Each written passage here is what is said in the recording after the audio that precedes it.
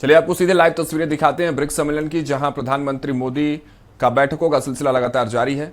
बातचीत की बात अगर यहाँ कही जाए, दोनों नेताओं के साथ जिस तरीके से बातचीत करते हुए नजर आ रहे हैं, संवाद करते हुए नजर आ रहे हैं प्रधानमंत्री, बिल्कुल बेहद शक्तिशाली हैं ये तस्वीरें, क्योंकि एससीओ एक ऐसा संगठन जिसकी स्थापना आतंकवाद से लड़ने के लिए हुई थी, लेकिन आज ये एशिया के सबसे बड़े और सबसे प्रभावशाली मंचों में से एक बन चुका है।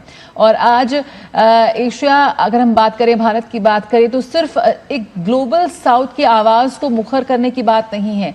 कैसे पूरे विश्व में आज ये एशियाई देश प्रमुखता से अपना प्रभुत्व, अपनी मौजूदगी दर्ज करा रहे हैं, उसी का संदेश देती हैं ये तस्वीरें।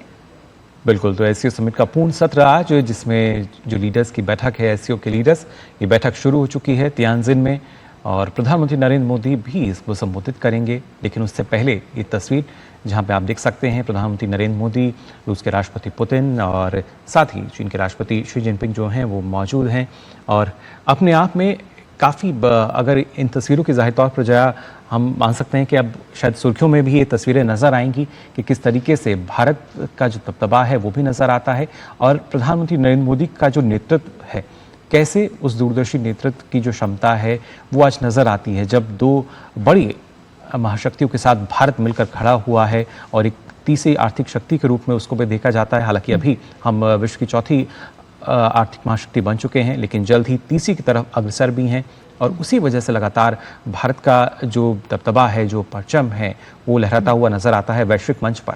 बिल्कुल, यहाँ भारत जो एक अपनी स्वतंत्र विदेश नीति के लिए जाना जाता है, विस्तारवादी नीति के लिए नहीं, विश्वास की नीति के लिए, आज वसुधैव कुटुंबकम के जिस मंत्र के साथ, जिस संदेश के साथ प्रधानमंत्री नरेंद्र मोदी दुनिया में मौजूद हर एक वैश्विक मंच पर जो जाते हैं, कहीं ना कहीं वो विश्वास, एक बेहद विश्वसनीय सहयोगी दोस्त के रूप में प्रधानमंत्री नरेंद्र मोदी ने जो भारत की तस्वीर को और मजबूती प्रदान की है, उसकी झलक कहीं ना कहीं साफ तौर पर नजर आती है। आपसी विश्वास, मित्रता और एक ऐसे अच्छे पड़ोसी और एक अच्छे साझेदार की भावना को मजबूती प्रदान कर रही हैं तस्वीरें। आज विभिन्न क्षेत्रों में कैसे सदस्य देश एक प्रभावी सहयोग को प्रोत्साहित कर सकते हैं, बात हो राजनीति की, बात हो व्यापार की, बात हो व्यवस्था की, विज्ञान की, प्रौद्योगिकी की, संस्कृति की, शिक्षा की, ऊर्जा की, कनेक्टिविटी की, परिवहन की, पर्यटन की, पर्यावरण संरक्षण की, तमाम ऐसे मुद्दे हैं जिन पर आज ये मजबूत देश मंथन करते हुए नजर आएंगे, बातचीत करते नजर आएंगे। कैसे एससीओ के माध्यम से शांति, सुरक्षा और स्थिरता को एक संयुक्त रूप से हम सुनिश्चित कर सकते हैं, इसी की एक सशक्त उदाहरण पेश करते नजर आएंगे ये तमाम सदस्य देश आज जो एक तस्वीर का हिस्सा बने हुए हैं। कैसे एक लोकतांत्रिक, निष्पक्ष और तर्कसंगत राजनीतिक और आर्थिक अंतर्राष्ट्रीय व्यवस्था को हम बढ़ावा दे सकते हैं, भारत आज इसकी भी एक झलक प्रस्तुत करेगा। जाहिर तौर पर इस बात की बानगी कि कैसे आज भारत जो है वो वैश्विक मंच पर अपनी बात को प्रमुखता से रखता है, और भारत की बात को सुना जाता है, समझा जाता है, और भारत की जो नीतियां हैं उनकी सराहना भी की जाती है। और यही वजह है कि पीएम मोदी के नेतृत्व में लगातार भारत का जो विकास है वो काफ़ी तेज़ रफ्तार से हमें नज़र आता है। और ऐसे में एससीओ लीडर्स की जो बैठक है ये काफ़ी महत्वपूर्ण हो जाती है। तमाम अहम मुद्दे जो कि जो घोषणा पत्र निकल कर आएगा एससीओ बैठक के बाद, क्या कुछ वो होगा, और उससे भी ज़्यादा महत्वपूर्ण जो यहाँ पर संबोधन होगा प्रधानमंत्री नरेंद्र मोदी का। पूर्ण सत्र की बैठक को आपसे कुछ देर बाद संबोधित करेंगे पीएम मोदी। फिलहाल ये बैठक शुरू हो चुकी है, जिसमें ना सिर्फ जो तमाम देश हैं उनके हितों को लेकर चर्चा की जाएगी, कैसे आपसी सहयोग को बढ़ाया जा सकता है, अलग अलग मुद्दे अगर खासतौर से देखे जाएं, फिर आर्थिक रूप से बात की जाए, रक्षा सुरक्षा की बात करें, ऊर्जा सुरक्षा की बात की जाए, कैसे एक दूसरे के प्रति जो सहयोग है उसको बढ़ाया जा सकता है, कैसे उसका लाभ किसी देश की सुरक्षा ही नहीं बल्कि पूरी मानवता के लिए एक साझा चुनौती है। कोई देश, कोई समाज, कोई नागरिक अपने आप को इससे सुरक्षित नहीं समझ सकता। इसलिए आतंकवाद से लड़ाई में भारत ने एकजुटता पर बल दिया। इसमें एससीओ रेट्स की बहुत महत्वपूर्ण भूमिका रखी। इस वर्ष भारत ने जॉइंट इंफॉर्मेशन ऑपरेशन को लीड करते हुए अल कायदा और इससे जुड़े आतंकी संगठनों से लड़ने का इनिशिएटिव किया। हमने रेडिकलाइजेशन के विरुद्ध समन्वय बढ़ाने और मिलकर कदम उठाने का भी प्रस्ताव रखा। टेरर फाइनेंसिंग के खिलाफ आवाज उठाई। इसमें मिले समर्थन के लिए मैं आभार व्यक्त करता हूं। एक्सेलेंसी, भारत पिछले 4 दशकों से निर्मम आतंकवाद का दंश झेल रहा है। कितनी ही माताओं ने अपने बच्चे खोए और कितने बच्चे अनाथ हो गए। हाल ही में हमने पहलगाम में टेररिज्म का बहुत ही घिनौना रूप देखा। इस दुख की घड़ी में जो मित्र देश हमारे साथ खड़े रहे, मैं उनका आभार व्यक्त करता हूं। यह हमला केवल भारत की अंतरात्मा पर ही आघात नहीं था, यह मानवता में विश्वास रखने वाले हर देश, हर व्यक्ति को खुली चुनौती थी। ऐसे में प्रश्न उठना स्वाभाविक है, क्या कुछ देशों द्वारा आतंकवाद का खुलेआम समर्थन हमें स्वीकार्य हो सकता है?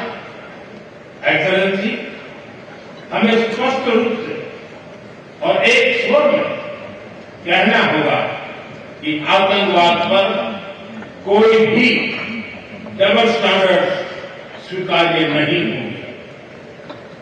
हमें मिलकर आतंकवाद का हर रंग में, हर रूप में विरोध करना होगा। ये मानवता के प्रति हमारा दायित्व है। एक्सेलेंसी, अब मैं दूसरे स्तंभ सी यानी कनेक्टिविटी पर अपने विचार रखना चाहूंगा। भारत का हमेशा से मत रहा है कि मजबूत कनेक्टिविटी से केवल व्यापार ही नहीं बल्कि विश्वास और विकास के द्वार भी खुलते हैं। इसी सोच के साथ हम चाबहार पोर्ट और international north south transport corridor जैसे इनिशिएटिव पर काम कर रहे हैं। इनसे हम अफगानिस्तान और मध्य एशिया के साथ संपर्क बढ़ा सकते हैं। हमारा मानना है कि कनेक्टिविटी के हर प्रयास में संप्रभुता और क्षेत्रीय अखंडता का सम्मान होना चाहिए। यही एससीओ चार्टर के मूल सिद्धांतों में भी विदित है। Connectivity that bypasses sovereignty, losing trust and meaning. Excellency, तीसरा स्तंभ है ओ यानी opportunity. Opportunity for cooperation and reform. 2023 में भारत की अध्यक्षता के दौरान नई ऊर्जा और विचारों का संचार हुआ। स्टार्टअप्स और innovation, traditional medicine, youth empowerment, digital inclusion और शेयर्ड बुद्धिस्ट हेरिटेज जैसे नए विषयों को अपने सहयोग में जोड़ा। हमारा प्रयास था कि एससीओ को सरकारों के परे भी ले जाए। सामान्य मानवी, यंग साइंटिस्ट, स्कॉलर्स और स्टार्टअप को भी आपस में जोड़े। हमारे पीपल टू पीपल टाइम को दृढ़ता देने के लिए मैं आज एक और सुझाव रखना चाहूंगा। एससीओ के अंतर्गत एक सिविलाइजेशन डायलॉग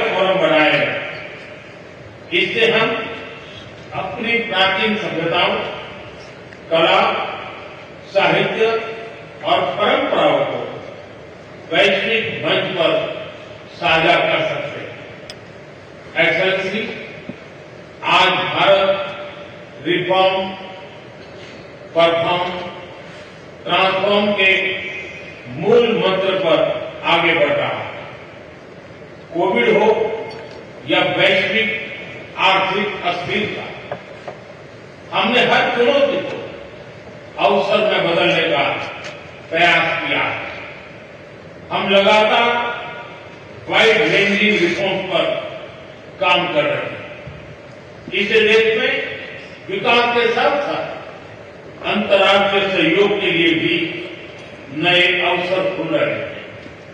मैं आप सभी को भारत की विकास यात्रा से जुड़ने के लिए आमंत्रित करता हूं।